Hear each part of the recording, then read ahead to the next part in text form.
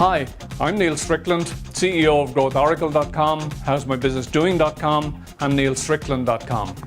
For anyone that does not know me yet, I'm a management expert who has developed a range of automated business assessment tools, particularly for business consultants or advisors, as well as for small and medium business owners.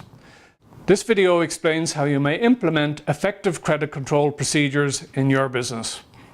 Let's start with a few questions.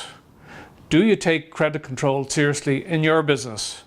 Do you use effective credit control techniques to minimize business risk? Do you take a systematic and structured approach to assessing customers before deciding to grant or renew a credit limit for each of your customers? Do you actively monitor your customers in relation to their payment performance? Do you closely watch their performance in the marketplace and with other suppliers to give you an early warning of trouble coming down the tracks? Do you take decisive action in relation to cutting off credit lines when you need to? Your answers to all of these questions will determine if your business is being put at risk or not. It's all about how you run your credit control function. If you don't offer credit to your customers, great, then this video and the article are not for you. Otherwise, read on and learn how the best companies implement effective credit control procedures and standards. Credit control is a part of a business that often does not get the level of attention it deserves. Perhaps it lives somewhere within your accounting function and the propeller heads take care of it. However, credit control is in fact the engine room of your operation, which generates the cash that pays for everything else your business does. Without cash to pay your suppliers, your employees and your overhead, your business will quickly wither and die. Profitable sales only become profitable when you are paid for them in a timely manner. Therefore, it's critical that your credit control function is run in an efficient and effective way. It is often a fine line to walk when you're trying to maximize sales revenue while minimizing credit risk associated with your sales. There are about a half a dozen key functions carried out by a credit controller or a credit control department, and these are as follows.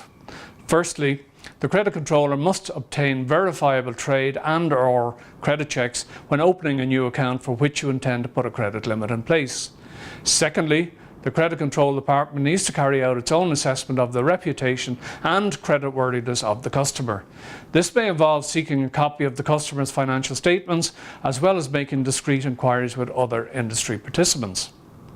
Thirdly, it must agree firm payment terms with each individual customer in conjunction with the sales representative or relationship manager, and these should be set out in writing and signed by your business and also by the customer.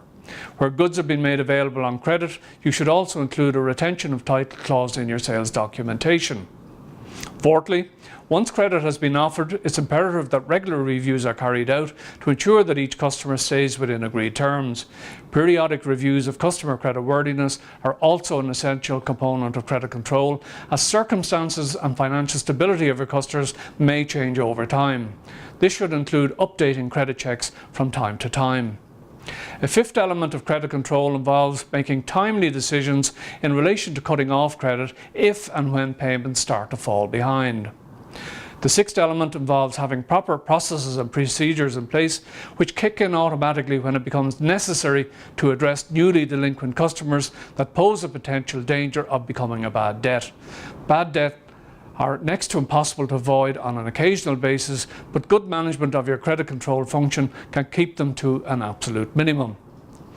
Click on the link on your screen now to read the full blog article on this topic and to learn the steps you must take before offering credit to a customer. Why not also subscribe to the blog so that you can automatically receive free weekly tips and updates from me on issues affecting small and medium businesses.